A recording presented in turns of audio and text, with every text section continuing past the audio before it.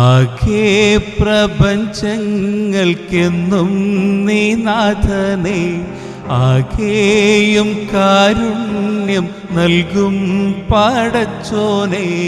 ജനനം മുതൽ ദുഃഖങ്ങൾ കൂടെ പിറപ്പാണേ, ജന്നത്തീരുലോകമേകയൻ സുബ്ഹാനേ.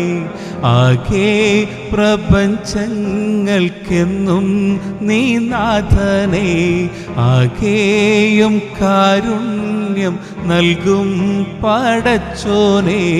ജനനം മുതൽ ദുഃഖങ്ങൾ കൂടെ പിറപ്പാണേ, ജന്നത്തീരുലോകമേകയൻ സുബ്ഹാനേ. മഷ്ഹൂദ് തങ്ങൾ, ഞാൻ കൂടുതലൊന്നും പറയാൻ ആഗ്രഹിക്കുന്നില്ല.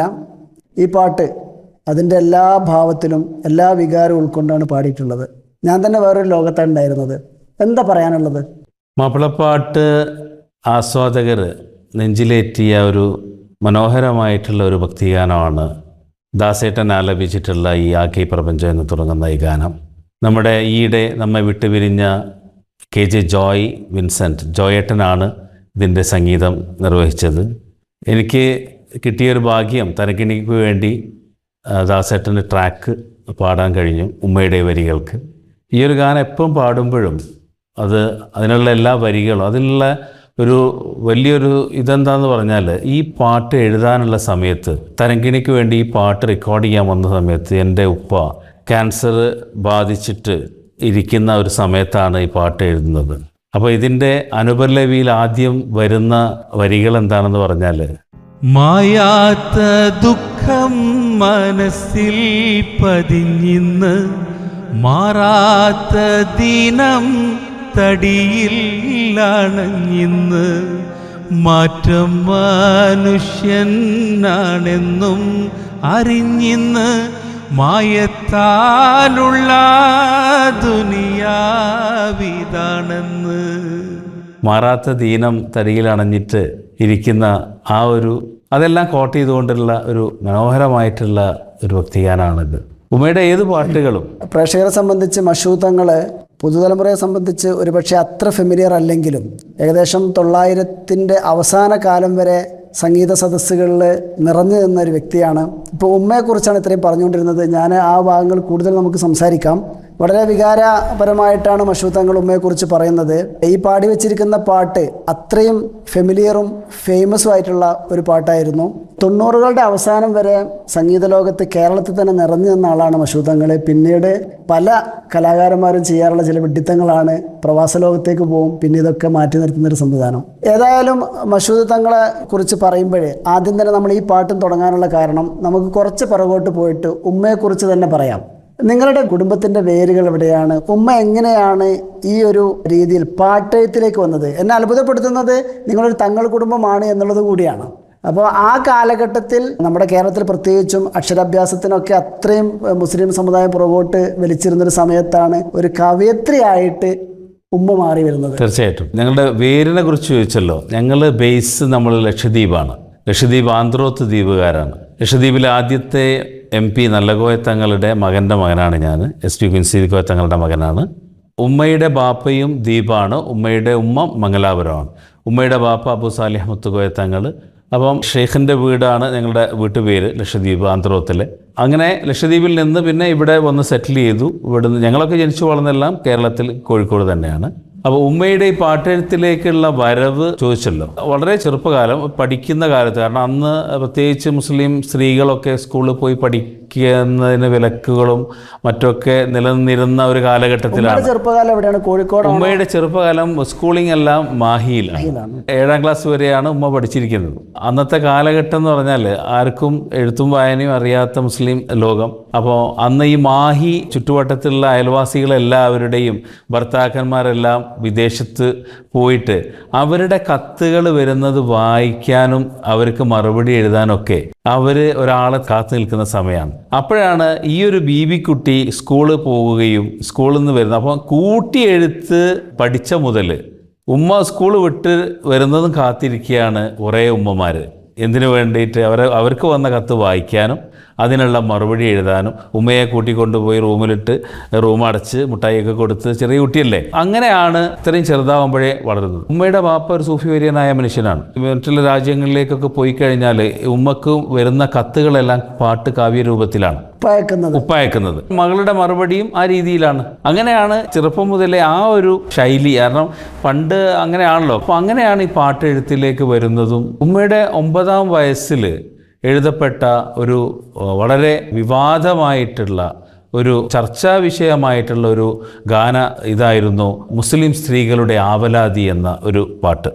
അഫ്സലുലുലുമാ പാസായെന്നും അതുകൊണ്ടേറെ പഠിപ്പുണ്ടെന്നും തെറ്റായൊരു വഴി ഇസ്ലാം ദീനിൽ ചെയ്യുകയില്ലെന്നും മറ്റും പാടി നടക്കും മൗലവിമാരെ നിങ്ങളിതെന്താ.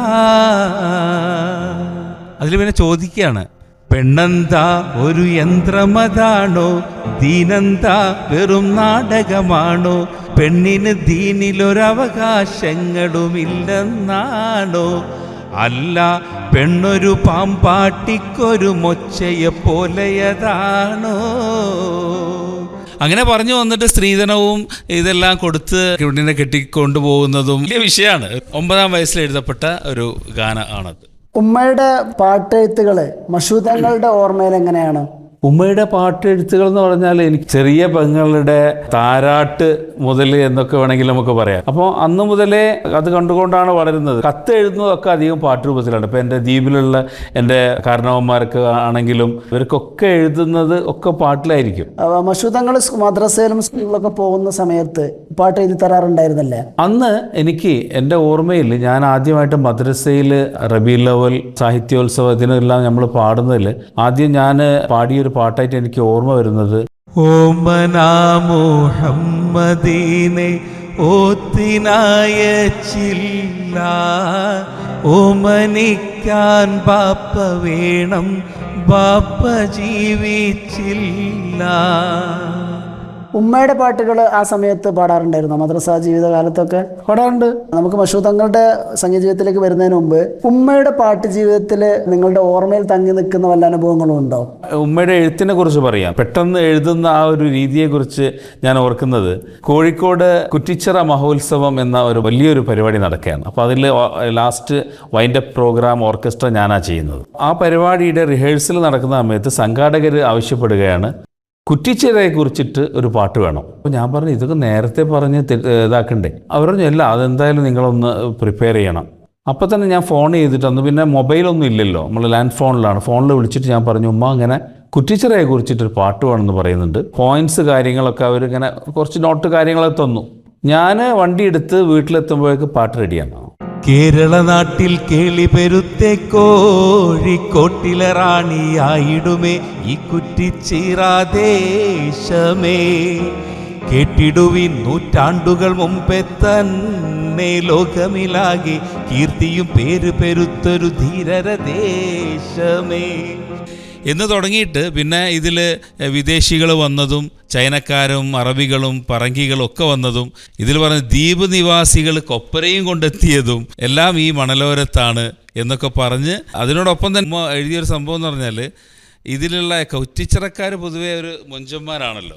അതിനെക്കുറിച്ച് പറയുന്നത്, മൊഞ്ചഴ കയറിയിട്ട് സുന്ദര സുന്ദരിമാരുടെ നാട് എന്നാണ് ആ നാടിനെ വിശേഷിപ്പിച്ചിരിക്കുന്നത്. ഉമ്മ ആ കാലഘട്ടങ്ങളിൽ ഒരു കവയത്രി എന്നുള്ള രീതിയിൽ വേദികളിലൊക്കെ പോകാറുണ്ടായിരുന്നോ? കുറവാണ്. വളരെ കുറഞ്ഞ പരിപാടികളിലൊക്കെ പങ്കെടുത്തിട്ടുണ്ട്. മാപ്പിള ഫോക്ലോർ അക്കാദമിയുടെ ഒരു അവാർഡ് ഉണ്ടായിരുന്നു.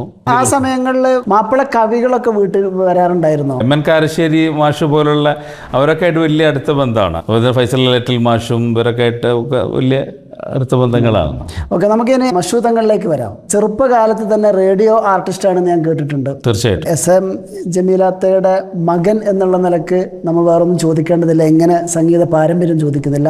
എവിടെ മുതലാണ് സംഗീതം പഠിച്ചു തുടങ്ങിയതും അതിൻ്റെ ഓരോ ഘട്ടവും? ഞാൻ ഏകദേശം ഒരു 8ാം ക്ലാസ്സിൽ പഠിക്കുന്ന സമയത്താണ് ഞാൻ ഓൾ ഇന്ത്യ റേഡിയോയിൽ ഓഡീഷൻ കൊടുത്ത് ഞാൻ പാടി തുടങ്ങിയത്. മുസ്ലിം ഭക്തിഗാനത്തിൻ്റെ ഇതിലായിരുന്നു. ഓഡീഷൻ്റെ എന്ന് പറഞ്ഞാൽ ആദ്യം ബേസിക് ഓഡീഷൻ ആണ്. പിന്നെ അത് കഴിഞ്ഞിട്ട് ഞാൻ ബിഹായ് ആർട്ടിസ്റ്റായി. ബിഹായ് എന്ന് പറഞ്ഞിട്ടുണ്ടെങ്കിൽ നമ്മൾ കോഴിക്കോട് നിന്ന് നമ്മളെ വോക്കലിൽ എടുത്തിട്ട് അവർ ഡൽഹിയിൽ അയച്ചിട്ട് അവിടെ നിന്നുള്ള സർട്ടിഫിക്കേഷനാണ് ബിഹായ് ഗ്രേഡുള്ള മുസ്ലിം ഡിവോഷണൽ ആർട്ടിസ്റ്റായിരുന്നു ഞാൻ. അപ്പോൾ 8ാം ക്ലാസ് മുതൽ ആകാശവാണി പാടി തുടങ്ങി. അതിലുള്ള ഒരു ഏറ്റവും വലിയൊരു പ്രത്യേകത എന്താണെന്ന് പറഞ്ഞാൽ ഉമ്മയുടെ പാട്ടുകൾ മാത്രമാണ് ഞാൻ ഓൾ ഇന്ത്യ റേഡിയോയിൽ പാടിയത്. രചന ഉമ്മയുടെ പാട്ടുകൾ മാത്രമാണ്. ഉമ്മയുടെ പാട്ടുകൾ മാത്രമാണ് പാടിയത്. എത്ര വർഷത്തോളം പാടി? 85 ഏകദേശം തുടങ്ങിയിട്ട് ഗൾഫിൽ പോകുന്ന 98 വരെ പാടി. ഒരു 100ഓളം വരുന്ന പാട്ടുകൾ പാടി. അപ്പോൾ ആദ്യം പാടിയ പാട്ട് ഓർക്കുന്നുണ്ടോ? ഞാൻ ആദ്യമായിട്ട് മ്യൂസിക് കമ്പോസിങ്ങിലേക്ക് വന്ന ആ ഒരു രാവിലെ പഴയ റാഫി സാഹിബിൻ്റെ ഒക്കെ ഗാനങ്ങൾ റേഡിയോയിൽ വരുമായിരുന്നല്ലോ പണ്ട്. അപ്പോൾ ഒരു ദിവസം ഞാൻ ഉറങ്ങുന്ന സമയത്ത് എന്നെ വിളിച്ച് ഉണർത്തുകയാണ്. അപ്പോൾ റാഫി സാഹിബിൻ്റെ ബസ്തി ബസ്തി പാടിക്കൊണ്ടിരിക്കുകയാണ്. ഈ പാട്ട് നല്ല രസമുണ്ടല്ലോ. അങ്ങനെ എന്നോട് ചോദിക്കുകയാണ്, ഈ പാട്ട് അറിയുന്നതാണോ? ആ ട്യൂണൊന്ന് പറഞ്ഞോളൂ പറഞ്ഞു. ബസ്തി ബസ്തി അപ്പം തന്നെ എഴുതി, റബ്ബി റബ്ബി ദുനിയാ ആഖിറ മാലിക് നീയല്ലാതാരാ റാസിഖ് നീയല്ലാതാരാ. അപ്പോൾ എഴുതി കഴിഞ്ഞപ്പോൾ ഇതൊരു ഹിന്ദി ട്യൂണാണല്ലോ, അതേപടി നമ്മൾ ഇപ്പോൾ ഒരു പാരഡി പോലെ പാടണ്ട എന്നുള്ളതിൽ ഞാൻ അതിനൊരു പുതിയ ഈണം കൊടുക്കുകയാണ്. റബ്ബി റബ്ബി ദുനിയാ ആഖിറ മാലിക് നീയല്ലാതാരാ റാസിഖ് നീയല്ലാതാരാ റബ്ബി റബ്ബി ദുനിയാ ആഖിറ മാലിക് നീയല്ലാതാരാ. എയർ ഇന്ത്യയിൽ ആർട്ടിസ്റ്റായിട്ട് നിങ്ങൾ പാട്ട് ജീവിതത്തിലേക്ക് വന്നു. ആ സമയത്ത് സംഗീത പഠനം എങ്ങനെയായിരുന്നു? സംഗീതം അഭ്യസിച്ചത് കർണാട്ടിക്കും ഹിന്ദുസ്ഥാനിയും രണ്ടും. കർണാട്ടിക് ഞാൻ ആദ്യമായിട്ട് പഠിക്കുന്നത് ശങ്കരനാരായണൻ എന്ന ഒരു സാറിൻ്റെ അടുത്താണ്. ശങ്കരനാരായണൻ സാർ ഇവിടെ സൗത്ത് ഇന്ത്യൻ ബാങ്കിൽ വർക്ക് ചെയ്യുന്ന എൻ്റെ ജ്യേഷ്ഠൻ്റെ വളരെ അടുത്തൊരു സുഹൃത്തൊക്കെ ആയിരുന്നു. അപ്പം പുള്ളിയുടെ അടുത്താണ് കർണാട്ടിക് പഠിക്കാൻ പോകുന്നത്. ഞാൻ കുറച്ച് ക്ലാസ്സുകൾ കഴിഞ്ഞപ്പോൾ എന്നോട് പറഞ്ഞു, മഷൂദ്, നിങ്ങളുടെ വോയിസും നിങ്ങളുടെ വോക്കൽ സ്ട്രക്ചറെല്ലാം ഇത് ഹിന്ദുസ്ഥാനിക്കാണ് കൂടുതലായിട്ട് മാച്ചിങ്. നിങ്ങളെ ശരശ്ചന്ദ്ര മറാഠെ സാറിൻ്റെ അടുത്ത് ഞാൻ കൊണ്ടുപോയി ആക്കാം നിങ്ങളെ. എന്നിട്ട് പുള്ളി എന്നെ കൊണ്ടുപോയിട്ട് ശരശ്ചന്ദ്ര മറാഠെ അടുത്ത് പഠിക്കും. അങ്ങനെയാണ് ഞാൻ ഹിന്ദുസ്ഥാനി കുറച്ച് ശരശ്ചന്ദ്ര മറാഠെ സാറിൻ്റെ അടുത്ത് പഠിക്കുന്നത്. സ്കൂൾ പഠിക്കുന്ന സമയത്ത് തന്നെയാണ്. 8, 9, 10 ഈ ഒരു പീരീഡിലാണ് ഇതെല്ലാം സംഭവിക്കുന്നത്. ആ സമയങ്ങളിലൊക്കെ മാപ്പിളപ്പാട്ടാണോ കൂടുതലും പാടാറുണ്ടായിരുന്നത്? മാപ്പിളപ്പാട്ടും കൂടെ ഒപ്പം റഫീ സാഹിബിനും പാടാറുണ്ട്, മുകേഷിനും പാടാറുണ്ട്. കിഷോറിന്റെ കുറവായിരുന്നു അന്നൊക്കെ. സ്കൂൾ ജീവിതത്തിൽ എങ്ങനെയായിരുന്നു പാട്ട് ജീവിതം? മത്സരങ്ങളിലെല്ലാം മാപ്പിളപ്പാട്ട്, ലളിതഗാനം എല്ലാത്തിലും, അറബി പദ്യം മറ്റും അങ്ങനത്തെ എല്ലാത്തിലും വിന്നറായിരുന്നു.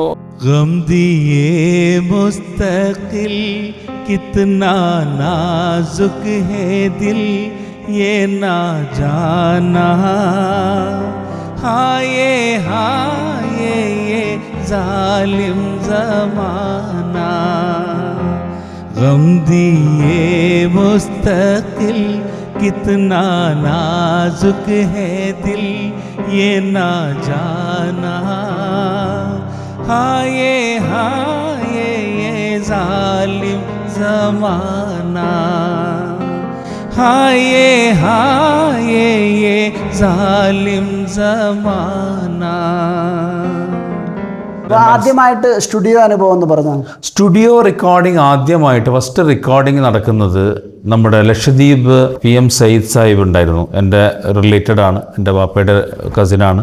സയ്യിദ് സാഹിബിൻ്റെ ഇലക്ഷൻ പ്രചരണാർത്ഥം ഒരു രാഷ്ട്രീയ ഗാനം അന്ന് റെക്കോർഡ് ചെയ്യാണ്. അപ്പോൾ അന്ന് ബാപ്പു വെള്ളിപ്പറമ്പ്, ബാപ്പുക്കയുടെ വരികളാണ്. അങ്ങനെ ആദ്യമായിട്ട് ഞാൻ പാടുകയാണ്. അന്ന് രാജീവ് ഗാന്ധിയുടെ ഒക്കെ ആ കാലഘട്ടമാണ്. ഉണ്ണാനും ഒടുക്കാനും ഉഷിരോടെ നടക്കാനും കോൺഗ്രസ് തന്നെ നാട്ടിൽ വേണം, ഇന്ന് ഉല്ലാസത്തോടെ ദ്വീപിൽ സന്തോഷത്തിൽ വസിക്കാനും PM സയ്യിദ് ജയിക്കേണം എന്ന് പറഞ്ഞിട്ടുള്ള ഇതാണ് ആദ്യ റെക്കോർഡ് ഗാനം. അതാണ്. കാസറ്റ് യുഗം വന്ന സമയത്ത് ഒരുപാട് പാട്ടുകൾ പാടി വന്നിട്ടുണ്ടാവും.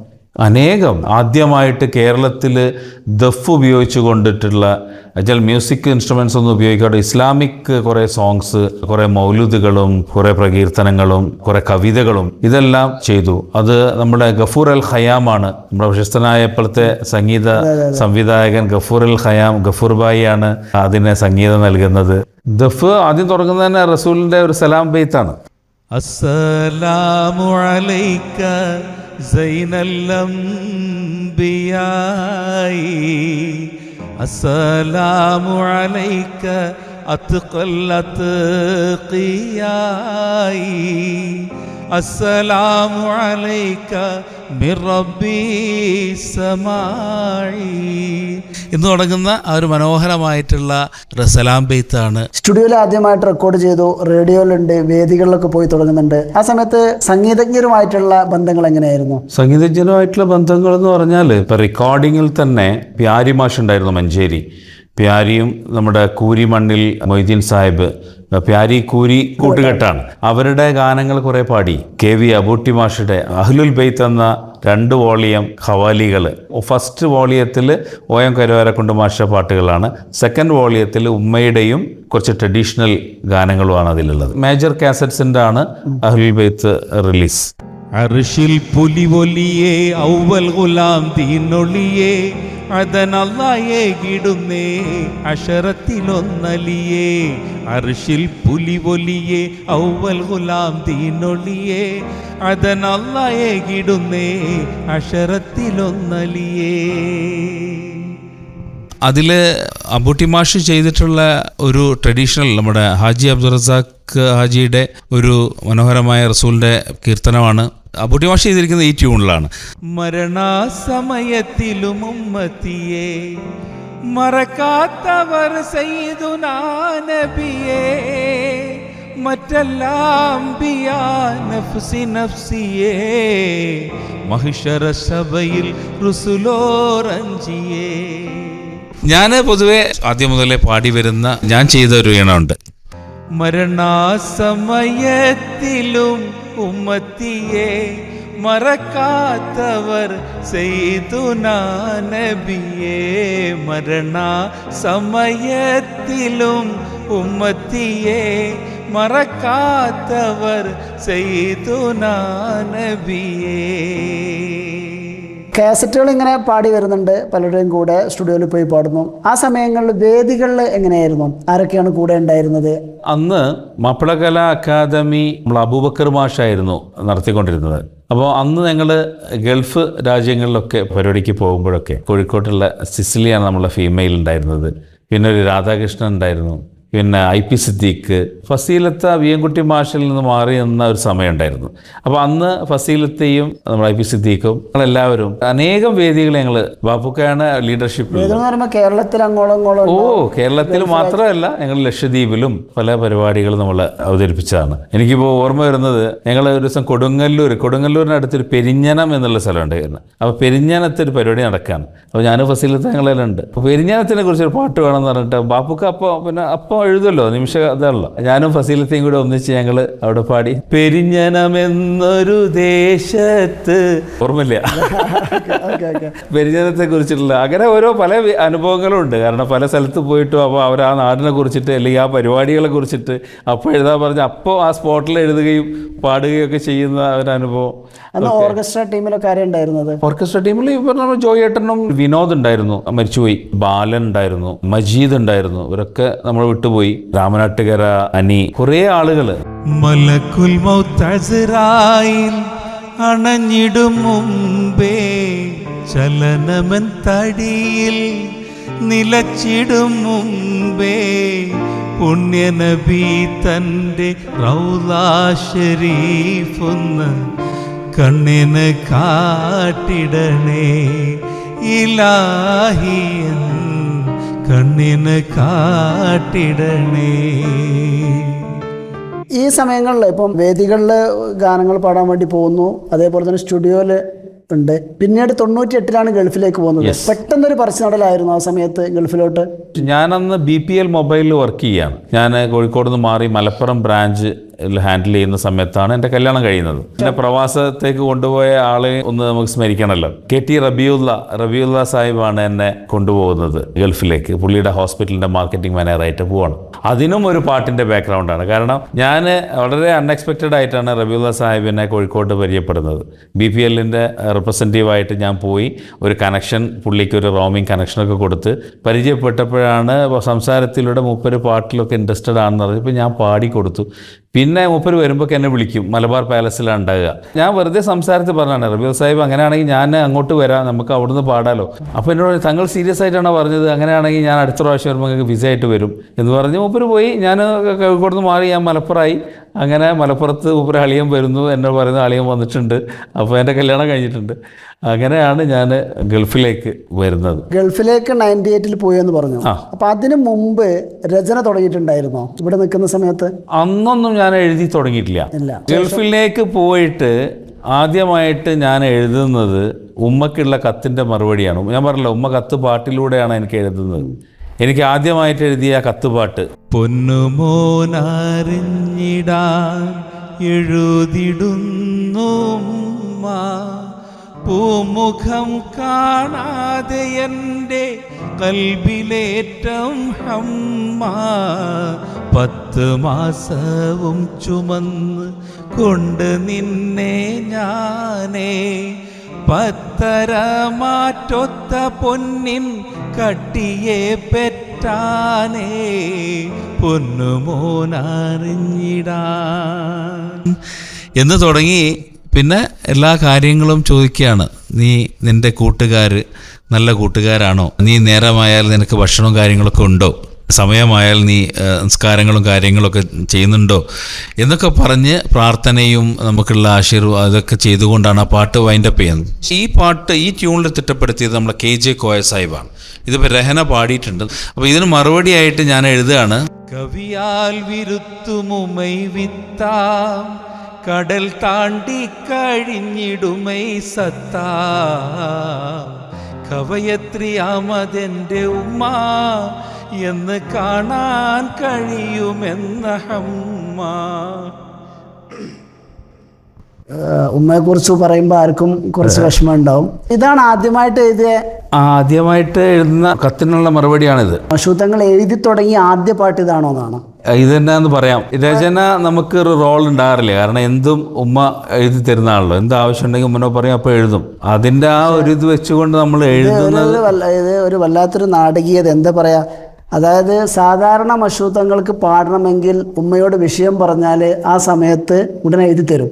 പക്ഷെ ഇത് ഉമ്മ ഗൾഫിലുള്ള മകന് എഴുതിയ കത്തിന് മറുപടി എഴുതുക എന്നുള്ളത് ഉമ്മനെ കൊണ്ട് എഴുതിപ്പിക്കാൻ പറ്റില്ലല്ലോ. അതെ, അത് കഴിഞ്ഞിട്ട് പിന്നെ വരുന്നതെന്ന് പറഞ്ഞാൽ എൻ്റെ മകളെ പ്രസവം, മകൾക്കുള്ള കത്ത് താരാട്ടുപാട്ടാണ്. അഹദായ റബ്ബിൽ സ്തുതിത്തും കൊണ്ട് അർശർ നബി മേൽ സലാത്തും ബിണ്ട്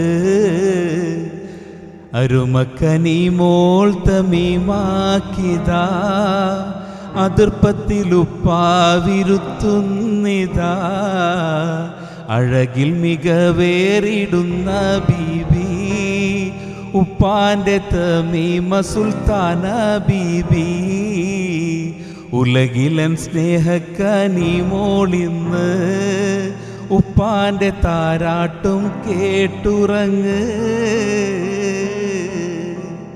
പഴയ പാട്ടുകൾക്ക് ഒപ്പിച്ച് പാട്ട് എഴുതുന്നൊരു ഇപ്പം മഷൂദങ്ങൾക്കില്ല എന്നുള്ളതാണ്. ഏതൊരു പാട്ട് എഴുതി കഴിഞ്ഞാലും അതിന് സ്വന്തമായിട്ട് ട്യൂണ് കൊടുത്ത് പാടണം എന്നുള്ളതാണോ? അത് തീർച്ചയായിട്ടും. കാരണം ഞാൻ അതിന് വളരെയധികം ഇത് ചെയ്യുന്ന ആളാണ്. കാരണം എന്ന് പറഞ്ഞാൽ പുതിയ വരികൾക്ക് പുതിയ ഈണം വേണം എന്ന് ആഗ്രഹിക്കുന്ന ആളാണ് ഞാൻ. അപ്പോഴല്ലേ അതിനൊരു പൂർണ്ണത വരുന്നുള്ളൂ. മാപ്പിളപ്പാട്ടിൽ സംഭവിച്ചിരിക്കുന്ന ഏറ്റവും വലിയ ഒരു പ്രശ്നം അതാണ്. കാരണം എന്ന് പറഞ്ഞാൽ പോപ്പുലറായിട്ടുള്ള ആ പാട്ടുകളുടെ ഈണത്തിൽ വീണ്ടും വരികൾ എഴുതുന്നു, വരികൾ ഇങ്ങനെ മാറുന്നു, ഈണം അത് തന്നെ. അപ്പം അതിനൊരു വളർച്ച സംഭവിക്കുന്നില്ലല്ലോ.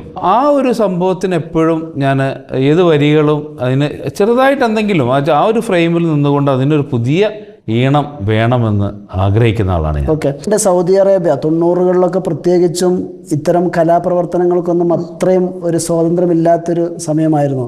ജിദ്ദയിൽ ഗാദറിങ്സ് ഒക്കെ നടക്കും, പക്ഷേ നിയമപരമായിട്ട് പരിപാടികളൊന്നും അവിടെ നടത്താൻ ബുദ്ധിമുട്ടാണ് അന്നത്തെ കാലത്ത്. ഇന്നിപ്പോൾ കുറേ ഫ്രീഡം വന്നു. അപ്പോൾ അന്ന് MS അലി സാഹിബ് ഉണ്ട്, നല്ല എഴുത്തുകാരനാണ്, സ്വാഗതമാട്. സെയ്ദ് അലിക്ക നമ്മൾ വിളിക്കാം. സെയ്ദ് അലിക്കയുടെ രചനകളിൽ കുറേ പാടാറുണ്ടായിരുന്നു. പിന്നെ അതുപോലെ തന്നെ നമ്മുടെ പ്രശസ്തരായിട്ടുള്ള ജമാൽ പാഷയുണ്ട്. നമ്മളൊന്നിച്ചൊരു പരിപാടി നമ്മളൊന്നിച്ച് റഫീ സാഹിബിൻ്റെ മനോഹരമായിട്ട് പാടുന്ന ജമാൽ പാഷ ഉണ്ട്. കരീം മാവൂരുണ്ട്. കരീം മാവൂർ ജിദ്ദയിലെ ജാക്സൺ എന്നറിയപ്പെടുന്ന ഒരു അടിപൊളി സിംഗറാണ്. മുംതാസ് ഉണ്ടാകാറുണ്ട്. അപ്പോൾ ജിദ്ദയിലെ സംബന്ധിച്ചോളം ആർട്ടിസ്റ്റുകൾ വളരെ കുറവായിരുന്നു. അപ്പോൾ നമ്മുടെ പരപ്പനങ്ങാടി സ്വദേശിയാണ് നമ്മുടെ കെ ജെ കോയ സാഹിബ്. നല്ലൊരു മ്യൂസിഷ്യനാണ്. എൻ്റെ മക്കളെയും പിന്നെ നമ്മുടെ കുറേ ഫ്രണ്ട്സ് ആയിട്ടുള്ള കുറച്ച് ആളുകളുടെയൊക്കെ കുട്ടികളെയൊക്കെ പുള്ളി പരിശീലിപ്പിച്ചിട്ട് ജൂനിയർ ബാൻഡ് അവിടെ ഉണ്ടാക്കിയെടുത്തു. ഇപ്പം എൻ്റെ 2 മക്കൾ, എൻ്റെ തൻവീർ ഇവിടെ ഉണ്ട്, മൂത്ത മോന് താമിർ, അവൻ നല്ല മാനുവൽ ഡ്രമ്മറാണ്. ജിദ്ദയിൽ പ്രശസ്തനായിട്ടുള്ള ഉസ്മാൻ എടത്തിൽ മാപ്പിളപ്പാട്ടിൻ്റെ നിയമാവലികളൊക്കെ പാലിച്ചുകൊണ്ട് മനോഹരമായിട്ട് എഴുതുന്ന ഒരു കവിയാണ്. അറിയപ്പെടാതെ കിടക്കുന്ന എന്ന് തന്നെ പറയാം, ആരും അറിയാതെ കിടക്കുന്ന വെൽ ടാലൻറ്റഡ് എഴുത്തുകാരനാണ് ഉസ്മാൻ എടത്തിൽ. അദ്ദേഹത്തൊക്കെ ശരിക്ക് നമ്മൾ പുറത്ത് കൊണ്ടുവരണം. മൂപ്പര് എഴുതിയ കുറേ പാട്ടുകൾ ഞാൻ ചെയ്തിട്ടുണ്ട്. നിറനിലാവൊളി ത്വഹ നൂറാനിയത്താലേ നിറവേറിയാലമടങ്കൽ ആമുത്താലേ നിറനിലാവൊളി ത്വഹ നൂറാനിയത്താലേ നിറവേറിയാലമടങ്കൽ ആമുത്താലേ മുത്ത് ഹബീബാലേ മുത്ത് റസൂലാലേ. മഷൂത്തങ്ങളുടെ 100 കണക്കിന് പാട്ടുകൾ കാസറ്റുകളായിട്ടും അല്ലാതെയൊക്കെ പാടിയിട്ടുണ്ട്. എനിക്ക് ഏറ്റവും കൂടുതൽ അടുപ്പം തോന്നിയിട്ടുള്ള പാട്ട് മഷൂത്തങ്ങളാണ്. ഒരു പക്ഷേ ആദ്യമായിട്ട് ആ പാട്ട് പുറം ലോകത്ത് എത്തിച്ചതെന്ന് വേണമെങ്കിൽ പറയാം. ബിസ്മില്ലാഹിർ റഹ്മാൻ റഹീം എന്നുള്ള ആ പാട്ട്.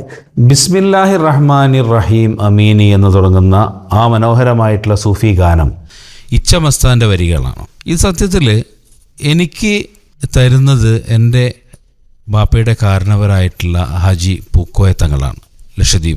ലക്ഷദ്വീപിൽ ഇത് ഒരു ഡോലിക്ക് പാടുന്ന അവരുടെ ഒരു ട്രഡീഷണൽ ഒരു സോങ് ആണിത്. അവർ പാടുന്ന ഒരു സ്റ്റൈല് ബിസ്മില്ലാഹിർ റഹ്മാനി റഹീം അമീനി ബാക്ക് പുള്ളിയും വള്ളിയും കീഴ്മദീനി ബിസ്മില്ലാഹി, അവരുടെ ആ ഒരു സ്റ്റൈലാണത്. അതിനെയാണ് ഞാൻ കമ്പോസ് ചെയ്തിട്ട് മർഹബ എന്ന കാസറ്റിന് വേണ്ടി ഞാൻ പാടുന്നത്.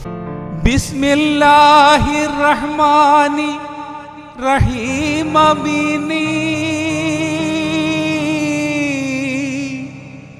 ബാക്ക് പുള്ളിയും പള്ളിയും കീഴ്മദീനി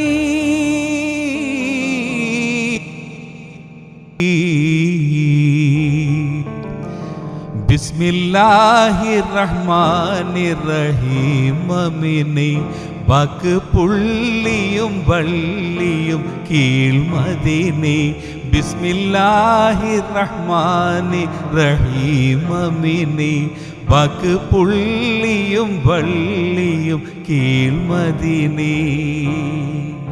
ഒരു സങ്കടം എന്ന് പറഞ്ഞാൽ പലരും എന്തൊക്കെയോ ആണ് പാടുന്നത്. സത്യത്തിൽ സൂഫി ഗാനങ്ങൾക്ക് നമുക്ക് ഇതിൽ ഉറച്ചു പറയാൻ പറ്റില്ല, ഇത് നമ്മളെ വരികളാണ് കറക്റ്റ്, അവർ പാടുന്നത് തെറ്റാണെന്നൊന്നും നമുക്ക് എന്താ പറ്റില്ല, അങ്ങനെ മുറിച്ച് പറയാൻ പറ്റില്ല. കാരണം ഇത് സൂഫി ഇച്ഛ പോലത്തെ ആളുകൾ എഴുതിയാണ്. അവരെ പാട്ടുകൾ മറ്റുള്ള പല അവരിലൂടെയാണ് പലർക്കും കിട്ടുന്നത്.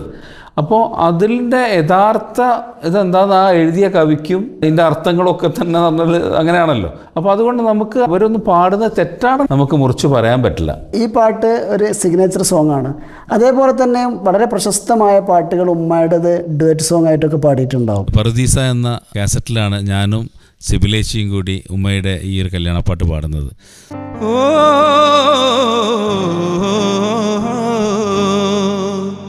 മാനിമ്പപ്പു മോളെ കല്യാണം മണിമാരനുമൊത്തിത നല്ലോണം മാനിത നാരിൻ്റെ പുന്നാരം സഖിമാരൊത്ത് കൂടിയുൾ കിന്നാരം. ഈ പാട്ടിലുള്ള ഒരു മനോഹരമായിട്ടുള്ള ഒരു ഭാഗം അതിൽ പറയാണ്, മുല്ലമലർ മണം കാറ്റൂതി ആളി മുന്നിലിരുന്ന് നിക്കാഹോദി. എന്നിട്ട് പിന്നെ പറയാണ് ഈ നിക്കാഹോട് കൂടി പിന്നെന്താ, ഇന്നു മുതൽ ഇരുവർ പാതി എല്ലാം വീതിച്ചെടുത്തിടണം നീതി. ഉമ്മയും പാപ്പയും എല്ലോരും നിന്നെ ആശീർവദിച്ചിടും നാളിന്നേ. ആരംഭമാരൻ്റെ പെണ്ണായി ഇന്ന് ആറ്റപ്പൂ ബീവി സുറൂറായി. അതുപോലെ തന്നെയാണ് നമ്മൾ മാഗ്ന സൗണ്ടിൻ്റെ സുബ്ഹാൻ എന്ന കാസറ്റിന് വേണ്ടിയിട്ട് ഞാനും സിബിലേച്ചിയും തന്നെ പാടിയ നിലമ്പൂർ ഷാജി സാഹിബ് സംഗീതം നൽകിയ ഭൂമി ആകാശമേഴും പടച്ചോനല്ല, ഭൂമി ആകാശമേഴും പടച്ചോനല്ല, ഭൂപതിയാമൊരുവൻ പെരിയോനല്ല, ഭൂപതിയാമൊരുവൻ പെരിയോനല്ല. ഈ പാട്ടിൽ ലാസ്റ്റ് ആൻസിൽ പറയുന്ന ഒരു സംഗതിയാണ്, മണ്ണിൽ വീണ മുതൽ യാത്രയായി തുടക്കം, മണ്ണിൽ തന്നെ നാം ചേർന്നിടുമേ മടക്കം. മണ്ണിൽ വീണ മുതൽ യാത്രയായി തുടക്കം, മണ്ണിൽ തന്നെ നാം ചേർന്നിടുമേ മടക്കം. സ്വപ്നലോക സഞ്ചാരം അവസാനിക്കും, സ്വപ്നലോക സഞ്ചാരം അവസാനിക്കും. സ്വന്തമായൊന്നുമില്ലാതെ നാം ഖേദിക്കും, സ്വന്തമായൊന്നുമില്ലാതെ നാം ഖേദിക്കും. ഭൂമി ആകാശമേഴും പടച്ചോനല്ല, ഭൂപതിയാമൊരുവൻ പെരിയോനല്ല, ഭൂപതിയാമൊരുവൻ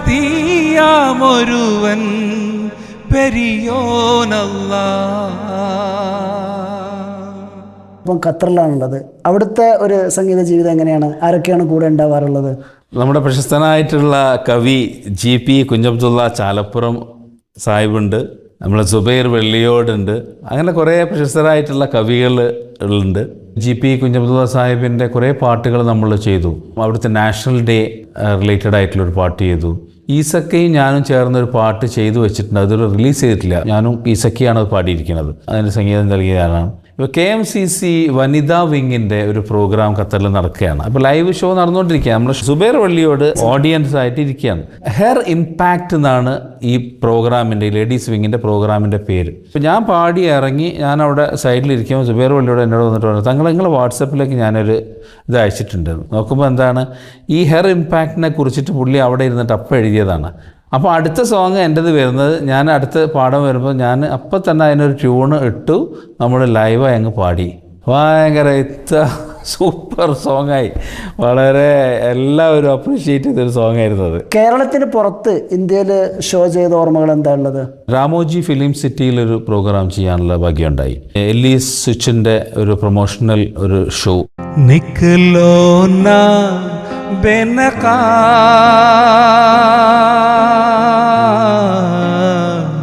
ज़माना खराब है, निकलो ना बेनकाब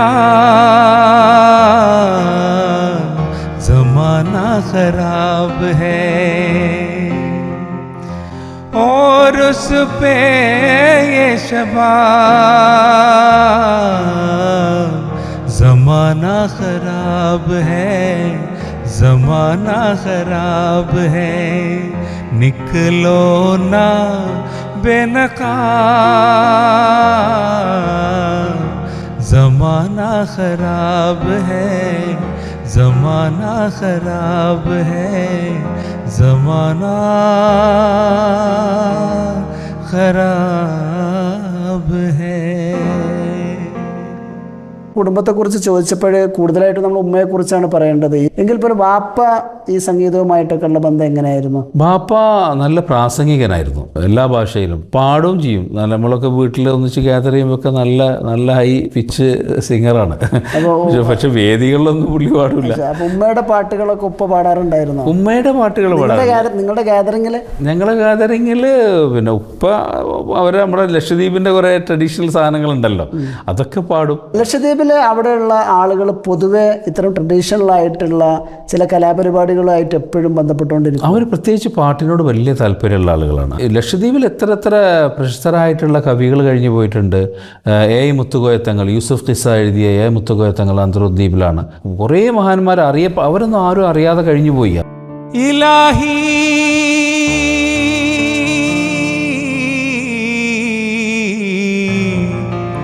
യാ ഇലാഹി മലക്കുൽ മൗത്ത് അസ്റായിൽ അണഞ്ഞിടും മുമ്പേ ചലനമൻ തടിയിൽ നിലച്ചിടും മുമ്പേ പുണ്യനബി തൻ്റെ റൗളാ ശരീഫൊന്ന് കണ്ണിന് കാട്ടിടണേ ഇലാഹിയൻ, കണ്ണിന് കാട്ടിടണേ ഇലാഹിയൻ, കണ്ണിന് കാട്ടിടണേ.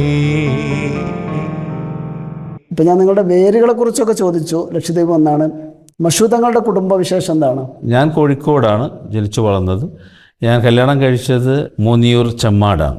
സയ്യിദ് അബൂബക്കർ പൂക്കോയ തങ്ങളുടെ മകള് ഫൈറൂസ് മുംതാസ് ആണ് എൻ്റെ ഭാര്യ. എനിക്ക് 3 കുട്ടികളാണ്. മൂത്തത് മോളാണ്, അവളിപ്പോൾ ലണ്ടനിലാണുള്ളത്. മോള്, ഭർത്താവ് വസീം നസറുള്ള, മോളുടെ പേര് തമീമ സുൽത്താന. അതാണ് നേരത്തെ പാട്ടിൽ പറഞ്ഞത്. അതെ അതെ, മോക്ക് എഴുതിയ പാട്ടാണല്ലോ നമ്മൾ നേരത്തെ പാടിയത്.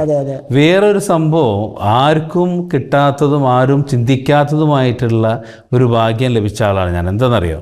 മരുമകന്, എൻ്റെ മകളുടെ ഭർത്താവിന് താരാട്ട് പാടിയ ആളാണ് ഞാൻ.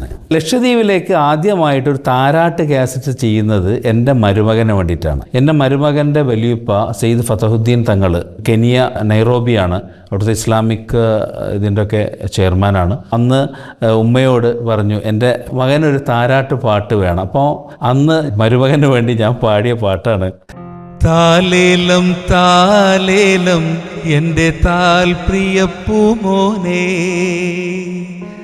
താലേലം കേട്ടിട്ടുറങ്ങൂ കണ്ണിൽ വസീമോനെ, പുലർക്കാല പൂവായി വിരിഞ്ഞ മുല്ലപ്പൂ തേനെ നീ, ഉപ്പാൻ്റെ പുന്ന പൂർണ്ണമായിട്ട് ഓർക്കുന്നില്ല.